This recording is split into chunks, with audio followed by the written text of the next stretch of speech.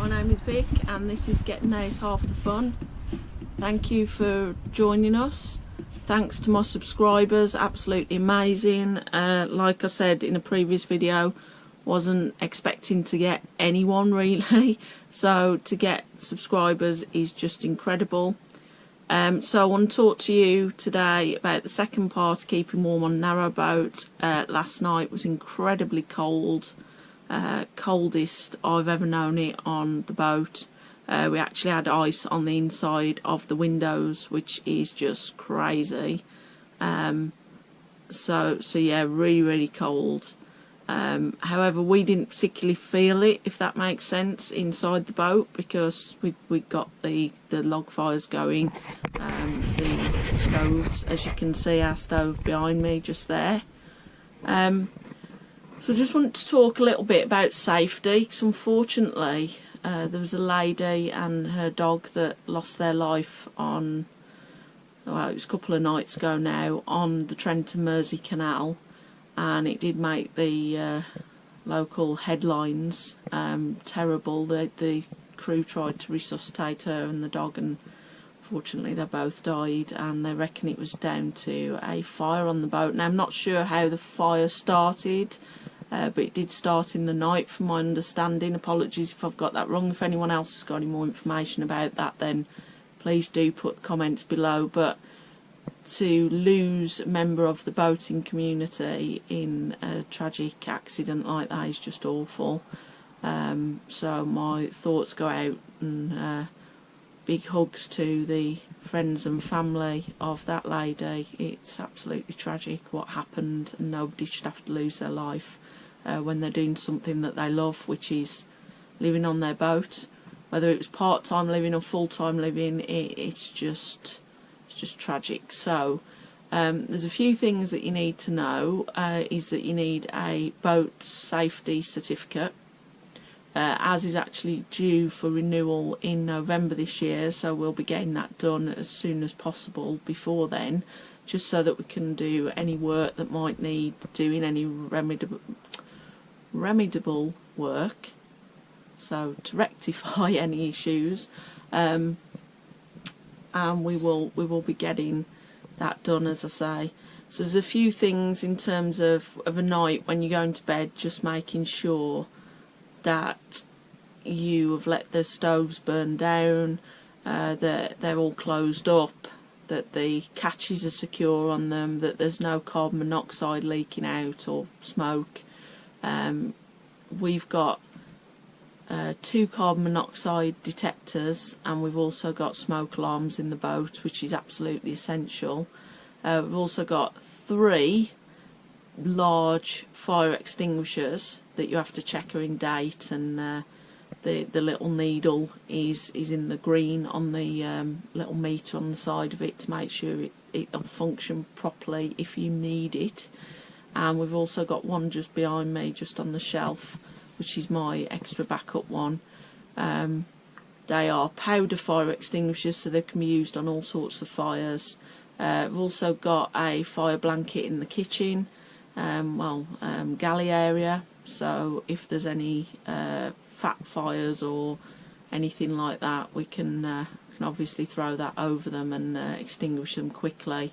So it is really important, guys, to look after your own health and safety, because as nice as all this seems, you are not just living on water, which in itself can be dangerous, but you've got a lot of flammable material around you. Most of these boats are made from wood insides.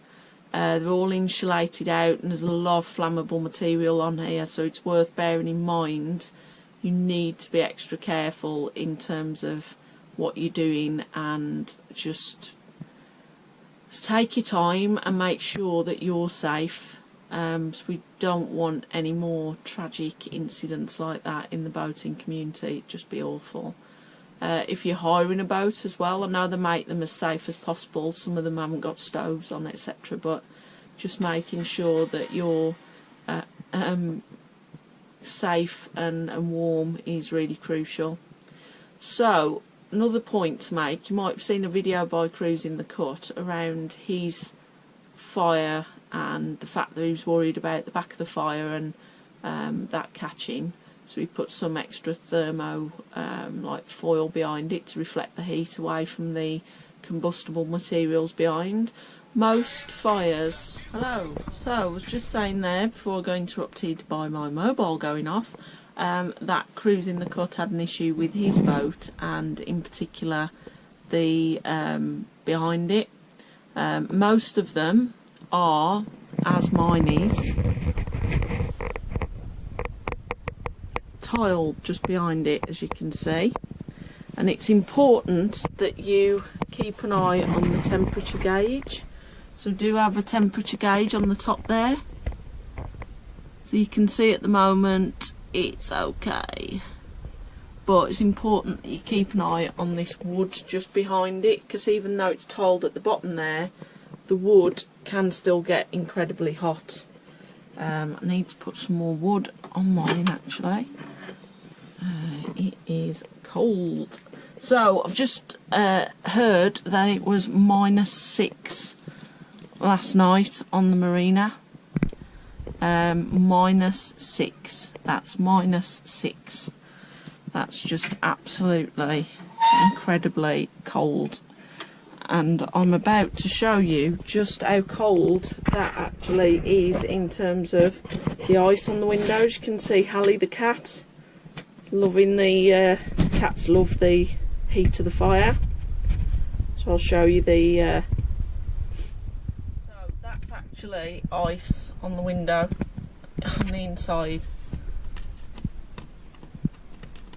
That is just insane. So as I said before, Karcher window vac is really good for getting all of the condensation. Sorry, wind chimes there.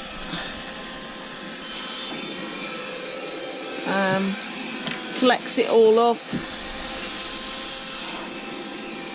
and just saves it in the bottom there for you to empty out. Absolutely great piece of kit, can't praise it enough.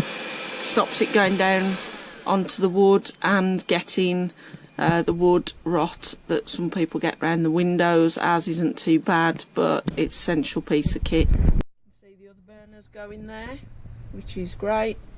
Throwing off quite a bit of heat now. Fans going around on the top. Superb. I said the importance of the fire extinguishers on the boat. So we have the fire extinguisher there, and we have them down the boat, as you can see. It's really important that you stay as safe as possible. Another handy piece of kit is this. This is a dehumidifier. If we didn't have this, it'd probably be a lot worse for condensation on the boat. I've got this one in the bedroom. So obviously we're sleeping in the bedroom, so it collects a lot of water in the bottom there, and then you simply empty that out and it does stop quite a lot of condensation. We also have on the windows, you can see this membrane stuff. That actually absorbs a lot of the moisture and stops it from getting into the wood, which is fantastic. As I said, it can rot this section of wood completely out if you're not careful, so it's really essential that you take as much care of the boat as possible to try and stop the condensation attacking it from the inside. So there you have it. Bit of a brief video around keeping warm on the boat, making sure you're taking precautions, and just ensuring really that you stay dry and warm and also safe, because we don't want any tragic things happening to anyone. So I will see you on the next one. I'd like to thank you for watching. I'd like to thank my subscribers. Absolutely incredible that you guys are coming along for the journey. Hopefully, as I say, we might have a bit of a maiden voyage this weekend, but if it's as cold as this, it's doubtful. But on Sunday we may have some new footage for you of the boat actually moving, which will be fantastic. So please hit the subscribe button so you don't miss another video, and give me the thumbs up if you enjoyed the video. If you've got any comments, as always, love to hear back from you guys, and I will make sure that I reply back to everyone.